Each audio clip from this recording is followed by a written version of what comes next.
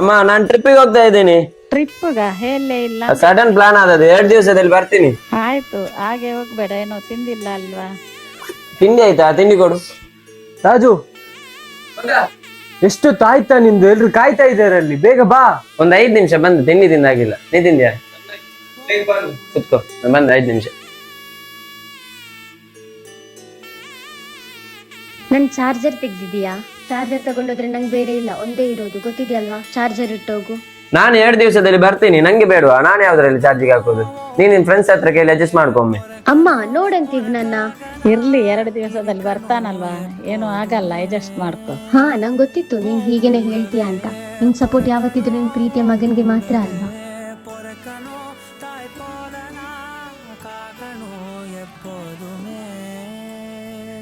ಮಗ ಆಯ್ತು, ಹೋಗುವಲ್ಲ.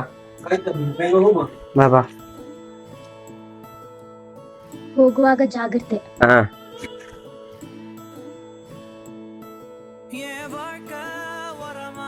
ಅಲ್ಲ ಮಚ್ಚ, ನಂಗೆ ಅರ್ಥ ಆಗ್ತಾ ಇಲ್ಲ. ಏನಾಯ್ತು? ಒಳಗೆ ನೋಡಿದ್ರೆ ನಿನ್ನ ಅಕ್ಕ ಚಾರ್ಜರ್ಗೋಸ್ಕರ ಗಲಾಟೆ ಮಾಡ್ತಾ ಇದ್ದಲ್ಲ, ಅದೇ ಹೊರಗಡೆ ನೋಡ್ತೀನಿ ಶೂ ಒರೆಸ್ತಾ ಇದ್ದಾಳೆ. ಅದು ಅದಂಗೇನೆ. ಇವಾಗ ನನ್ನೇ ನೋಡು, ಟ್ರಿಪ್ಪಿಗೆ ಹೋಗುವಾಗ ಯಾವಾಗ್ಲೂ ನಮ್ಗೆ ಗಲಾಟೆ ಆಗುತ್ತೆ. ಆದ್ರೆ ಬರುವಾಗ ಅವಳಿಗೆ ಇಷ್ಟ ಇರೋದು ಏನಾದ್ರು ತಗೊಂಬರದಿದ್ರೆ ಸಮಾಧಾನನೇ ಇರಲ್ಲ. ಇವಾಗ ಏನ್ ಗೊತ್ತಾ, ಈ ಬ್ರದರ್ ಸಿಸ್ಟರ್ ಪ್ರೀತಿ ಏನಿದೆ ನಮ್ಮ ಮಾತಿನಲ್ಲಿ ಕಾಣಿಸಲ್ಲ, ನಾವು ಮಾಡೋ ಸಣ್ಣ ಸಣ್ಣ ಕಾಳಜಿಯಿಂದ ಕಾಣಿಸುತ್ತೆ ಅಷ್ಟೇ.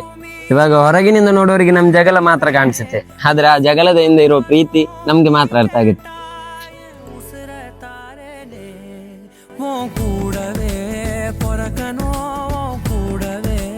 పొరకనో మనకాగనా ఇది కనో ఎప్పుడు